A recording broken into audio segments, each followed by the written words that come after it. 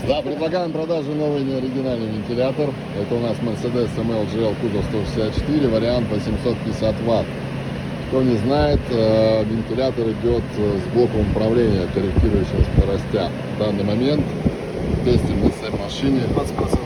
и он лайн получается 20%. Добавляем 30, обороты увеличились, 40, еще увеличились. Вентилятор работает, блок управления отрабатывает. Можем купить, можем поставить. Приглашаем в наш автосервис. Всем привет!